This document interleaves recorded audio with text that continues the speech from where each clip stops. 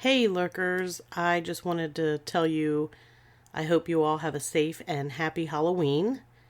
And I am going to share a bonus episode with you for Halloween. But first, I wanted to give you some news. Things are crazy busy here. I have been really stressed trying to get a lot of things accomplished in a minimal amount of free time. And that includes being able to produce this podcast. So that's research, which sometimes takes days, typing up the notes, recording, editing. It takes a great deal of time, which I don't mind doing because this is something that I actually enjoy doing. But unfortunately, it's one of the things that is easiest for me to set aside briefly. So I am taking a 2-month break from the podcast. There will not be any new episodes in the months of November and December. There are a lot of things going on with holiday planning, hosting. I have scout functions, meetings that I have to take care of. And during that 2-month time period, the plan is for me to get a lot of the research done, get the notes typed up, get some recorded, edited, so that I can get back on track. When the podcast was first started, I actually had 4 episodes stockpiled at a time. So when I was releasing an episode, I still had 3 to 4 ready to go. There was never any absolute rush to try to record and edit and release all within the same week.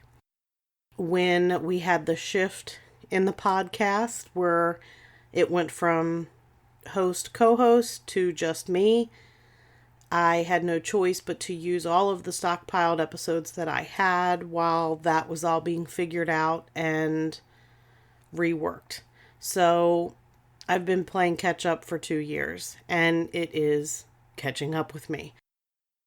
I love doing this. I will be back the beginning of the new year, 2024, with all new episodes, hoping that I will be less stressed and be doing a better job with my time management.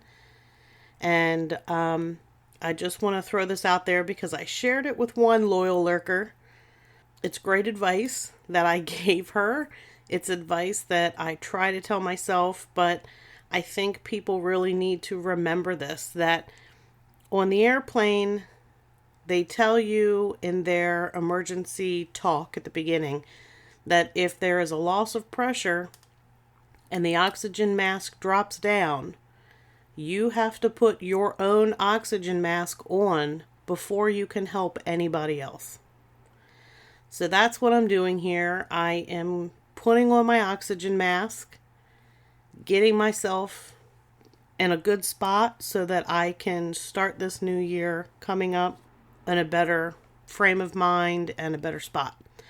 So in the meantime, I will be posting some replays of episodes, popular episodes, and maybe jumping on here just to share some updates. In the meantime, during all this, if you have topic suggestions, now's an excellent time to send them to me at lurkpodcast@yahoo.com or through the social media links, because I will be researching and doing a lot of work with new topics.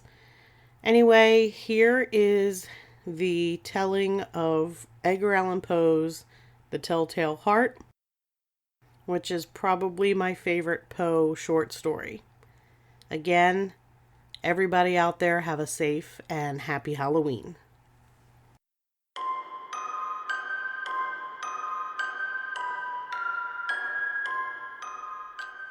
I fear not the dark itself, but what may lurk within it. Welcome to Lurk, bringing you creepy, strange, and bone-chilling stories, with your host, Jamie Jackson.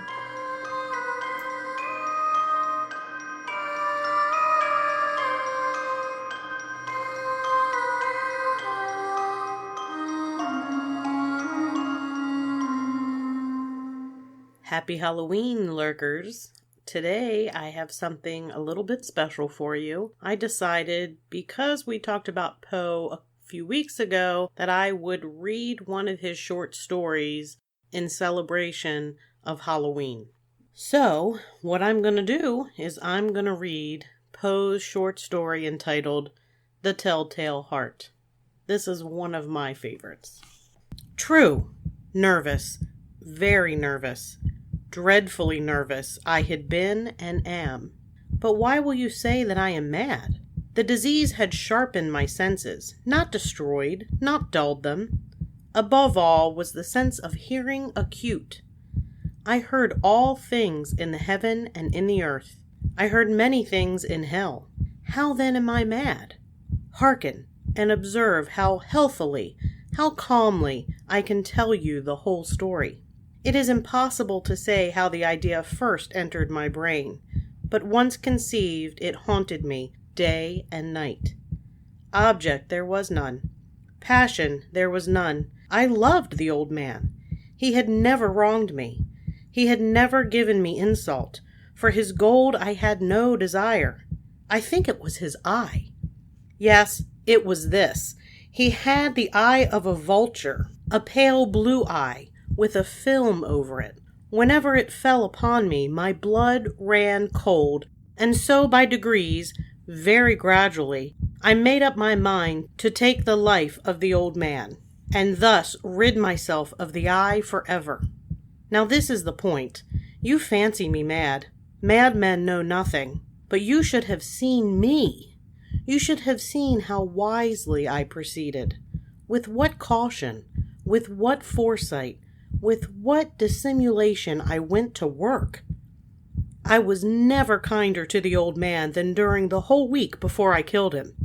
And every night, about midnight, I turned the latch of his door and opened it, oh so gently.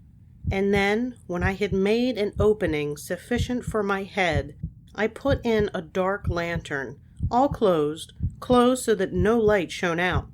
And then I thrust in my head. Oh, you should have laughed to see how cunningly I thrust it in. I moved it slowly, very, very slowly, so that I might not disturb the old man's sleep. It took me an hour to place my whole head within the opening, so far that I could see him as he lay upon his bed. Ha ha! Would a man have been so wise as this? And then, when my head was well in the room, I undid the lantern cautiously. Oh, so cautiously, for the hinges creaked. I undid it just so much that a single thin ray fell upon the vulture eye. And this I did for 7 long nights, every night just at midnight. But I found the eye always closed, and so it was impossible to do the work. For it was not the old man who vexed me, but his evil eye. And every morning when the day broke, I went boldly into the chamber and spoke courageously to him, calling him by name in a hearty tone, and inquiring how he had passed the night.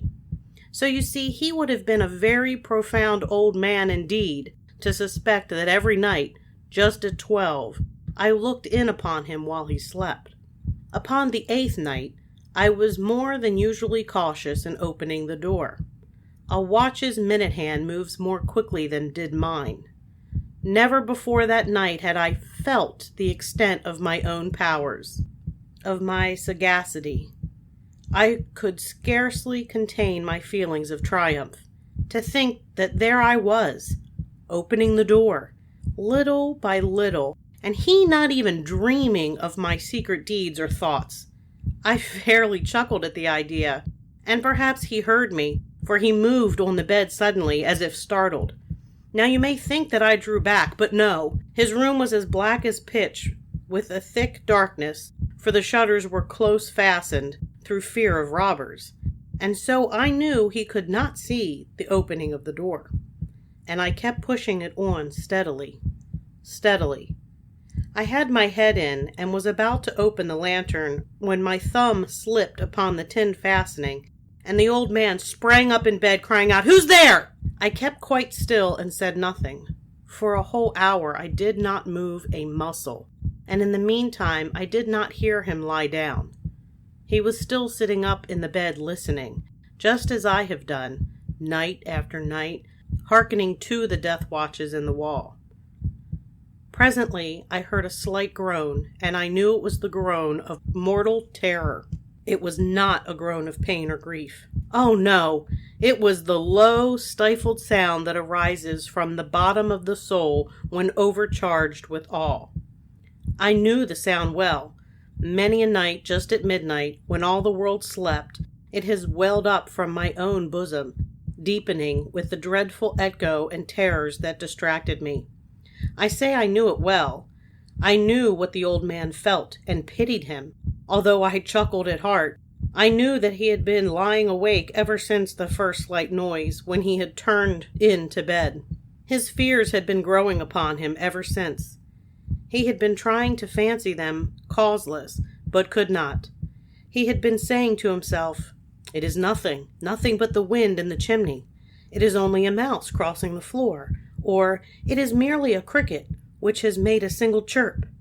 Yes, he has been trying to comfort himself with these suppositions, but he had found them all in vain. All in vain, because death, in approaching him, had stalked with his black shadow before him and enveloped the victim. And it was the mournful influence of the unperceived shadow that caused him to feel, although he never saw nor heard, to feel the presence of my head within the room. When I had waited a long time, very patiently, without hearing him lie down, I resolved to open a very, very little crevice in the lantern. So I opened it. You cannot imagine how stealthily, until at length a single dim ray, like the thread of the spider, shot from out the crevice and fell full upon the vulture eye.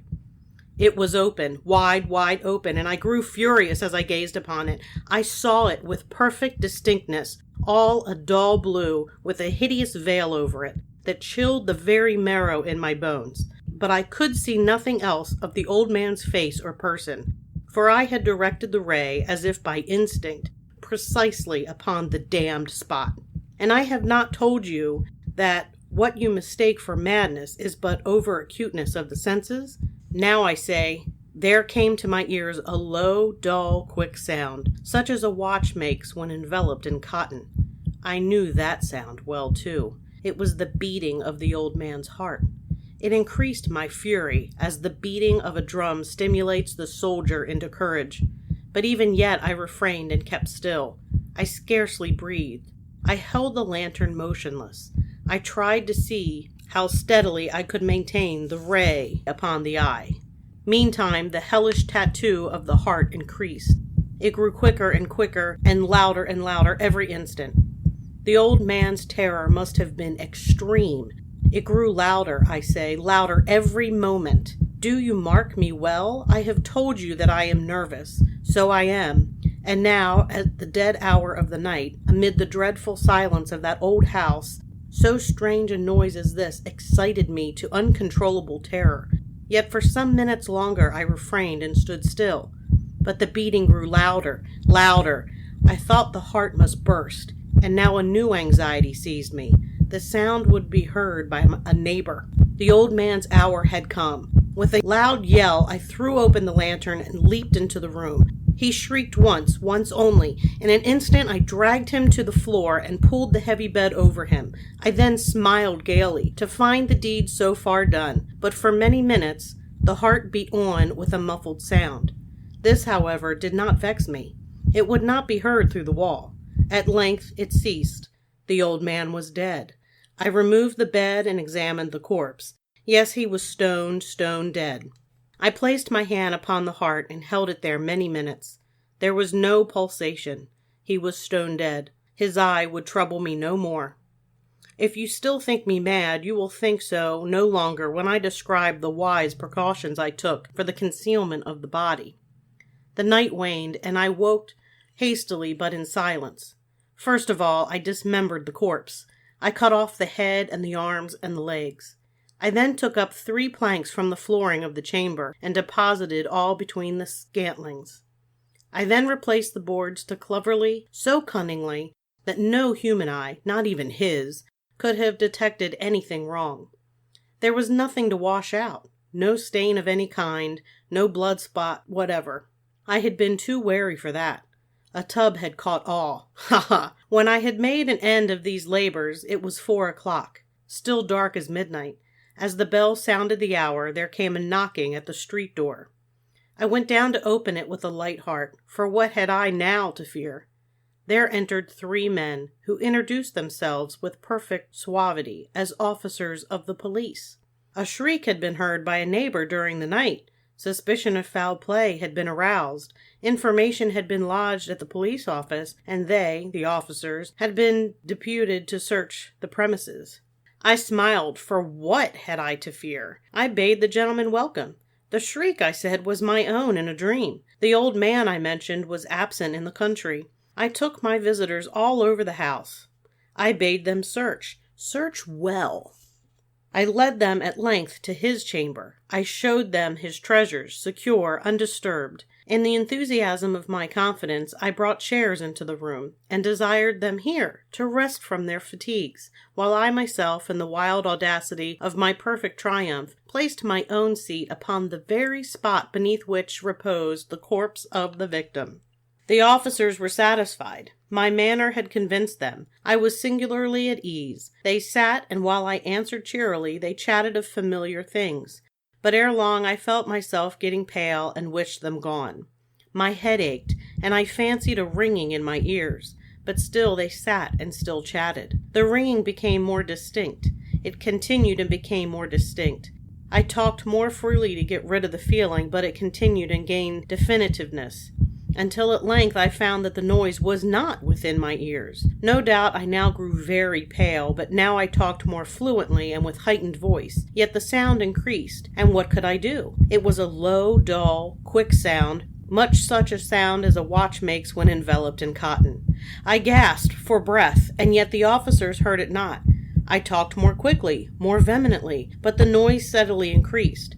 I arose and argued about trifles, in a high key and with violent gesticulations, but the noise steadily increased. Why would they not be gone? I paced the floor to and fro with heavy strides, as if excited to fury by the observations of the men, but the noise steadily increased. Oh God, what could I do? I foamed, I raved, I swore. I swung the chair upon which I had been sitting and grated it upon the boards, but the noise arose over all and continually increased. It grew louder, louder, louder, and still the men chatted pleasantly and smiled. Was it possible they heard not? Almighty God, no, no! They heard, they suspected, they knew. They were making a mockery of my horror. This I thought, and this I think. But anything was better than this agony. Anything was more tolerable than this derision. I could hear those hypocritical smiles no longer. I felt that I must scream or die, and now again, hark! Louder, louder, louder, louder! Villains! I shrieked. Dissemble no more! I admit the deed. Tear up the planks. Here, here. It is the beating of this hideous heart. I hope everybody has a happy Halloween. This is going to do it for our little special clip. And as always, you can find our podcast wherever it is that you listen to your favorite podcast. You can find us at lurkpodcast.com. You can find links to all of our social media there. We always suggest you follow one or all of those. We have merchandise available at lurkpodcastmerch.com.